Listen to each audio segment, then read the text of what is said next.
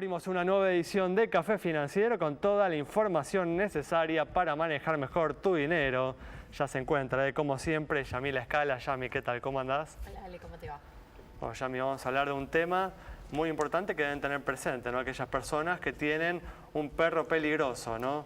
Así es, porque hay legislación al respecto y hay coberturas también para estar protegidos. La importancia, ¿no?, de contar con un seguro que proteja, ¿no?, que brinde protección contra los daños o lesiones que puede provocar el animal. Sí, a cualquiera, en especial a los chicos también. Desde ya. Bueno, también se encuentra Ezequiel Pasarelli. Ezequiel, ¿cómo andás? ¿Cómo estás, Alejandro? Muchas gracias por la invitación.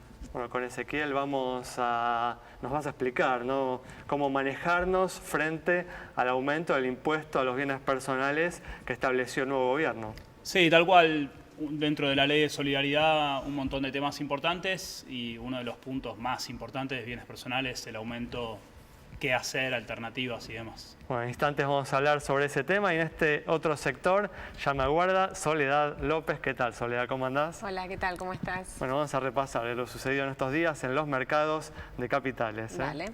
En instantes. Y en el último bloque se va a sumar el economista Hernán del Villar para analizar los hechos más destacados en materia económica de esta semana. Nos vamos ahora a un muy breve corte y en instantes estamos de regreso con todos estos temas.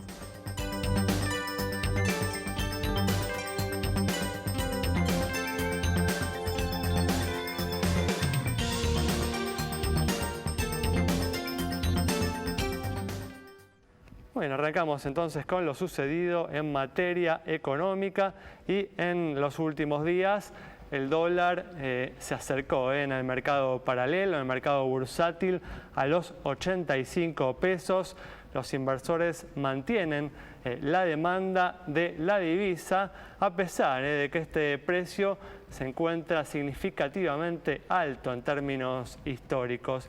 Esto es, Soledad, una combinación de distintos factores, ya el cepo cambiario que restringe el acceso a la moneda norteamericana en el mercado oficial y la política expansiva que viene llevando adelante el Banco Central, que ha llevado a una tasa de referencia como es la Badlar a su nivel mínimo desde agosto del 2018, restándole atractivo a las inversiones en pesos. Y por añadidura, la entidad monetaria anunció, ¿no?, esta semana que continuará emitiendo pesos para asistir al Tesoro Nacional, lo que puede sumar, ¿no?, más presión sobre el dólar y sobre la inflación.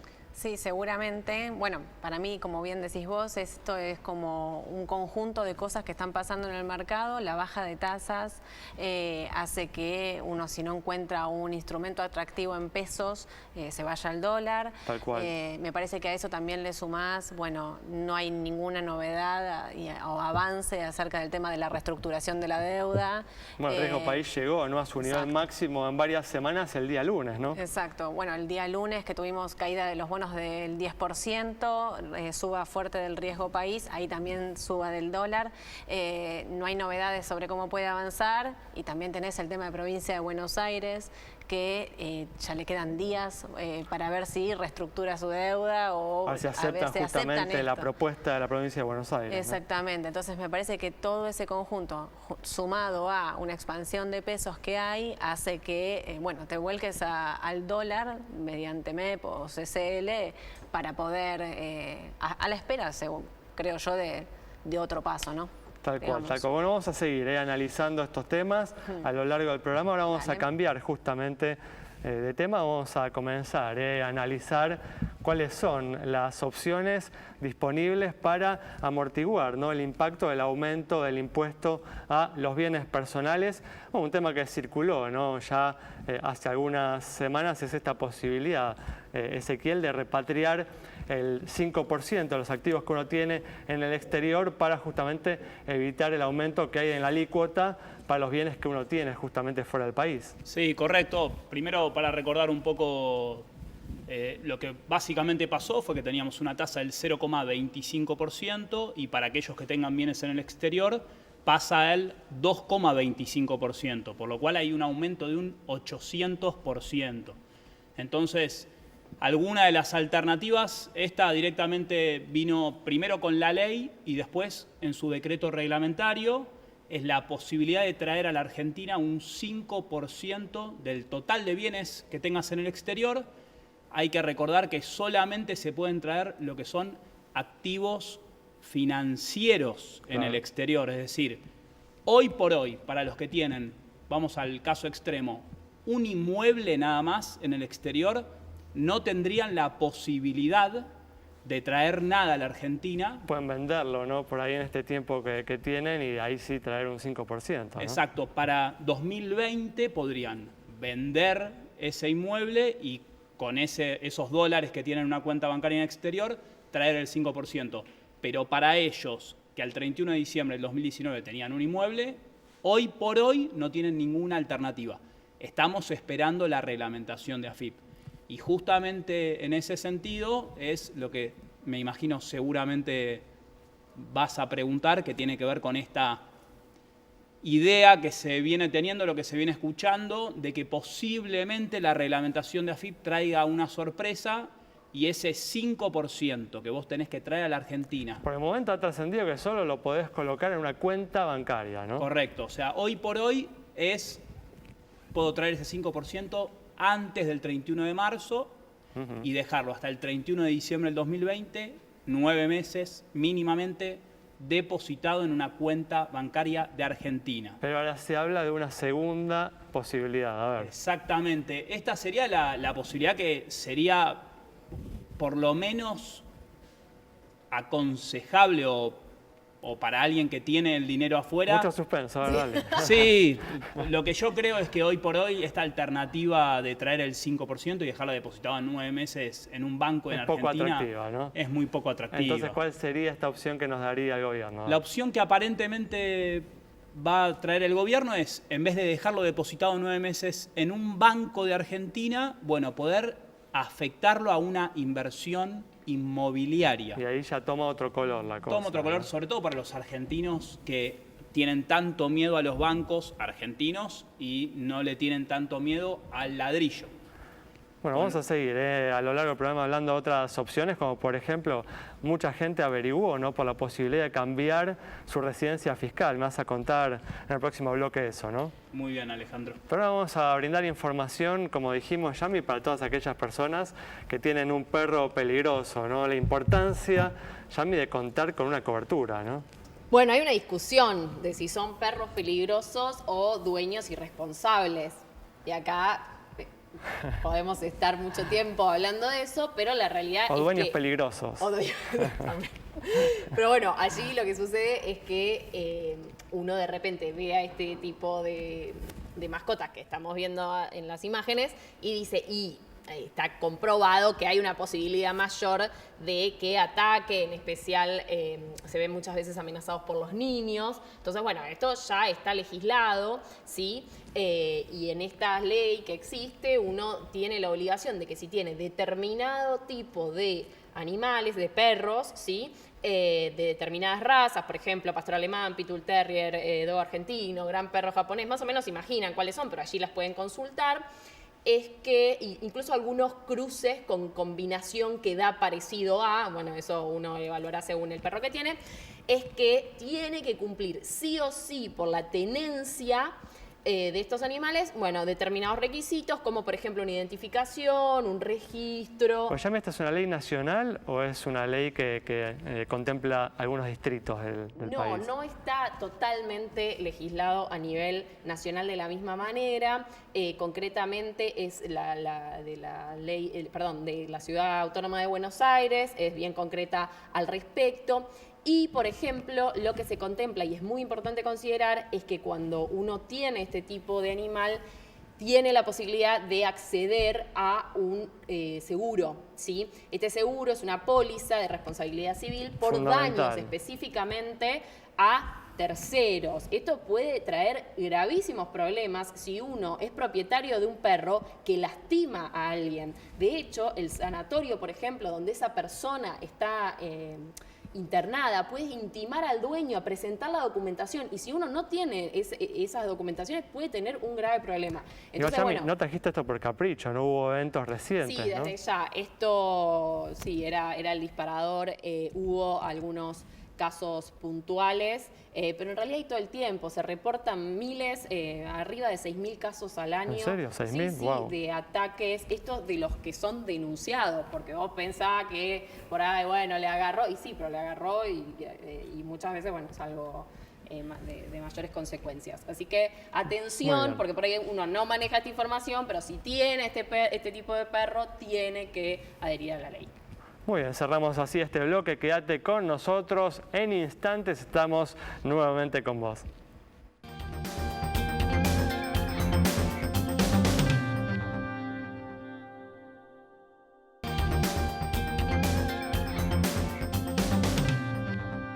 Muy bien, seguimos repasando las cuestiones que se pueden tener en cuenta frente al aumento del impuesto a los bienes personales. Y hablábamos, Ezequiel, en el bloque anterior, que muchos argentinos han averiguado esta posibilidad de cambiar su residencia fiscal. ¿Cómo es esta posibilidad? Sí, totalmente. La realidad es que esto viene ocurriendo, te diría, desde diciembre del 2018, cuando se impusieron los derechos de exportación a todo lo que es exportación de bienes y servicios. Obviamente por una cuestión, de nuevo, obvia, que es que Argentina es el país más caro impositivamente del mundo frente a países vecinos como Uruguay, Paraguay, Bolivia, que son todo lo contrario, bastante laxos a nivel impositivo.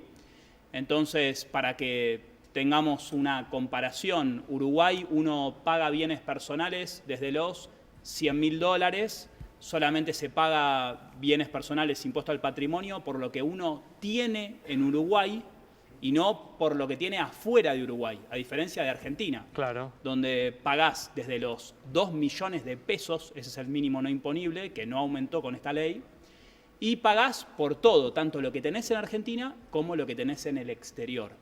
Por lo cual, obviamente, la comparación te da que, bueno, si tenés la posibilidad de eludirlo, lo podés hacer. Ahora bien, el tema de cambiar la residencia fiscal, lo cierto es que es bastante complejo. Ajá. O sea, uno lo que tiene que hacer es primero lograr la residencia fiscal permanente en otro país. Ese es uno de los caminos. Y otro de los caminos es ausentarte en el año por lo menos 9 meses. Solo podés estar 90 días en Argentina, efectivamente, con entradas y salidas durante el año. Esa es la condición así básica. Exacto, para perder la residencia de Argentina y pasar a ser residente de otro país. O para ganar la residencia de otro país, digamos, ¿no? Exacto, o sea, el objetivo de esto, ¿cuál es? Perder la residencia como Pero argentino. uno tendría que demostrar eso, que uno está solo, o sea, menos de 90 días por año aquí en la Argentina. Exacto, lo cual en general para el argentino promedio y sobre todo para el empresario que tiene una empresa acá, que tiene una fábrica, es bastante complicado. Es cierto que con el desarrollo de las comunicaciones eso es cada vez más sencillo, ¿no? Sí, totalmente. Por eso lo que yo lo cambio, depende de la actividad que tengas. Si tenés una fábrica con 100 empleados, tenés que estar sí o sí en Argentina. Es muy difícil Muy bien. trabajarla desde el exterior. Muchas gracias, Ezequiel. Bueno, continuamos entonces con Soledad y uno de los temas que vienen generando turbulencia en los mercados en estos últimos días es este virus que viene de China, que se ha denominado, ¿no?, coronavirus. Sí, bueno, terrible. Así lo determinan los mercados el primer día, cuando empezó a aumentar la cantidad de contagio. Bueno, en China directamente lo primero que hicieron fue cerrar, digamos, el lugar donde fue el foco. En los mercados eso se sintió, sobre todo en lo que era compañías aéreas, que el viernes ya empezaron a bajar 6%, Claro. lo primero donde se vio. Después el lunes tuviste caída fuerte en los índices, sobre todo 2%, ahí el Dow, el Nasdaq, pero el martes ya calmaron. Y eso que el número de contagios aumenta y, digamos, pero... Como que pasaron otra cosa, sí, en apariencia, como ¿no?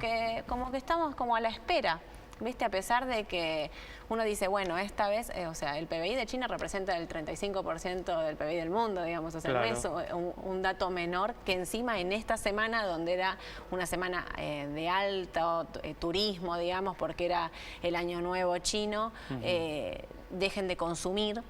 Porque en realidad lo que pasa fundamentalmente es eso, no sé, el caso de Disney, que tuvo que cerrar todos sus parques Claro. por primera vez y tuvo que hacer la devolución de los dólares de reservas, de restaurante, de parque y todo, no es un dato menor para la economía del mundo. Sin embargo...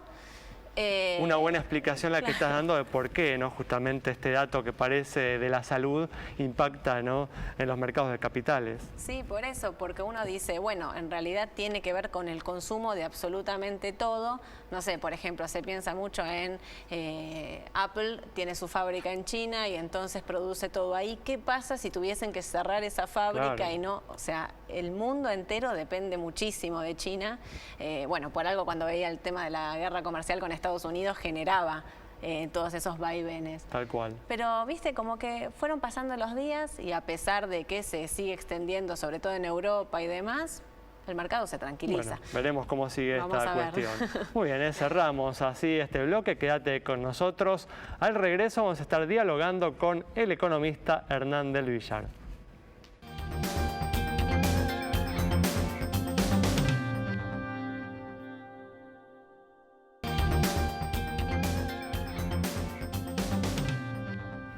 Bueno, ya se encuentra Hernán del Villar para analizar las principales noticias económicas de estos últimos días. ¿Qué tal, Hernán? ¿Cómo andás? ¿Qué tal? ¿Cómo les va? Gracias por estar aquí. Gracias. Bueno, ya hablábamos en el primer bloque de que en los últimos días el dólar se acercó a los 85 pesos en el mercado paralelo. Los inversores mantienen la demanda a pesar de que el precio se encuentra en niveles significativamente elevados en relación a la historia, en términos históricos de la Argentina. ¿Por qué crees que sucede esto, ¿no? Que los inversores están dispuestos a pagar estos precios para transformar, ¿no?, sus tenencias en pesos en dólares? Bueno, lo primero, como ustedes dicen, este precio de contado con liquidación o precio del dólar libre es alto, bien alto en términos históricos. Tal cual, sí. Digamos, están casi en los techos, en los valores máximos de los últimos 10, 15 años. Eso es el primer factor. Entonces uno se pregunta esto y uno ve distintos factores. El primero, bueno, acá hay un aspecto primero, una política de control de cambios. Los argentinos estuvimos acostumbrados en los últimos años a compra de dólares. El año pasado, entre el turismo neto y el atesoramiento minorista y mayorista, fueron 8 puntos del Producto Bruto. Eso era ahorro que absorbía el Banco Central. Claro. Y ponía el Banco Central.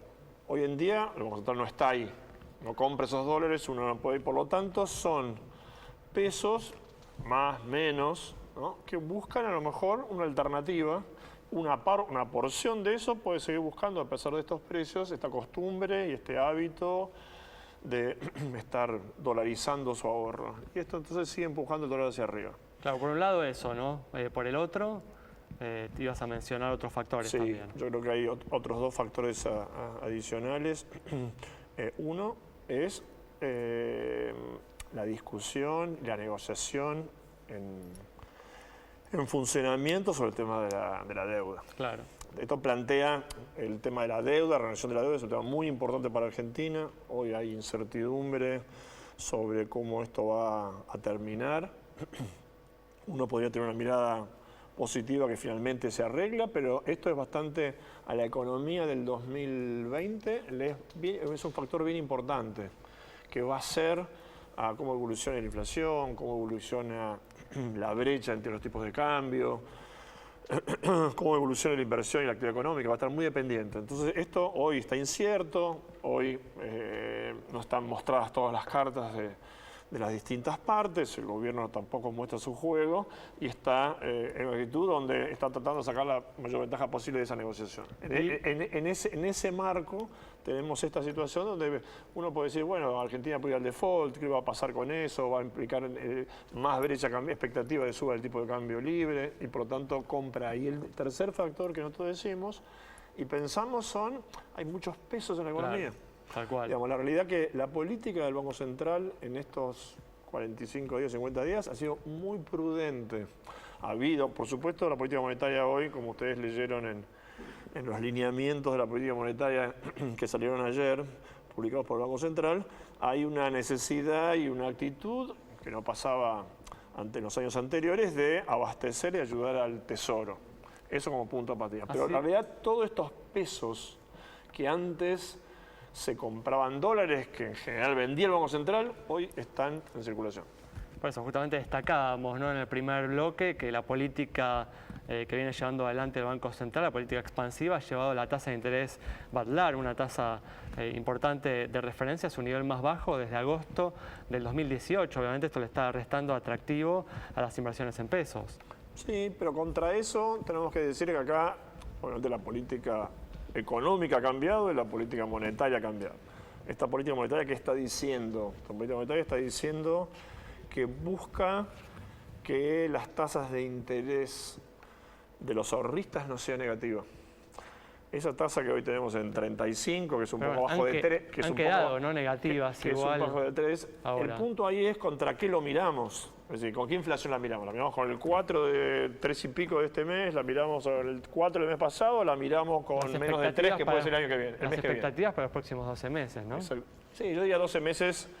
Eso me suena a Sturzenegger, que hablaba de pensar los 12 meses. Esto es más corto. Yo creo que la expectativa debe ser los próximos 2 o 3 meses y posiblemente no sea negativa esa tasa, esté neutral. Hernán, sacando el idealismo, el romanticismo y un montón de cuestiones así como más que si uno se lo pregunta iría a temas más grandes o a una forma de pensarlo más global. Yendo a lo concreto, ¿qué tiene que pasar para que se pueda confiar más y más en el peso? ¿Hay posibilidad de que eso suceda?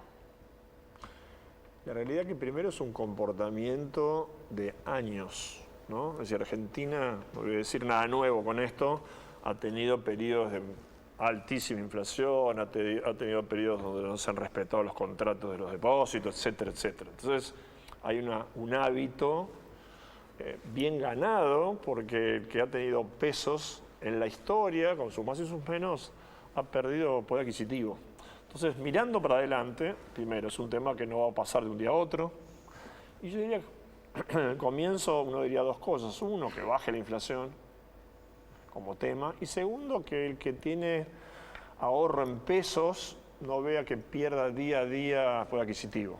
Entonces uno diría, con tasas para los ahorristas similares, un poco por encima de la inflación, y con una menor inflación, me parece que son los ingredientes básicos para empezar a construir una moneda. Básicamente se trata de un comportamiento de los individuos que a medida que durante determinado plazo ven que eso les reporta, ¿sí? Así es como funciona. Ahora, ¿hay algunas medidas que se te ocurra que este gobierno puede tener en carpeta para fomentarlo específicamente?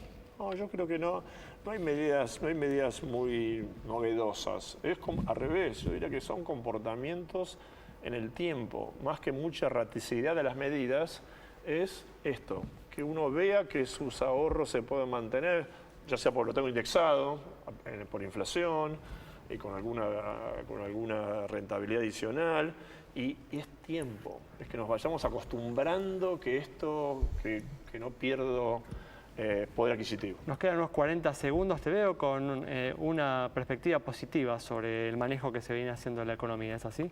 No, yo creo que, primer punto, las primeras señales, fueron de la ley que mostró racionalidad en lo fiscal, que el gobierno busca más consumo de los menores ingresos, pero cuidando las cuentas fiscales. Segundo, la política monetaria. La política monetaria, si bien es más expansiva, está esterilizando un poco los pesos que están sobrando, digamos, como tema. Hay muchos desafíos por delante. Estos son los primeros pasos y el tema de la deuda es un tema muy central. Una vez que acordado la deuda de alguna manera y ahí uno aspira a que nadie sea un gran neto ganador, que haya una negociación más o menos pareja y que presente algo razonable, donde Argentina va a tener que ofrecer algo más razonable y donde va a tratar de exigir lo más posible. Es muy relevante eso para seguir construyendo la economía del 2020. Muy bien, muchas gracias. Nos vamos rápidamente, se nos acabó el tiempo con las palabras del economista Hernán del Villar. Nos reencontramos estos próximos días aquí en Metro.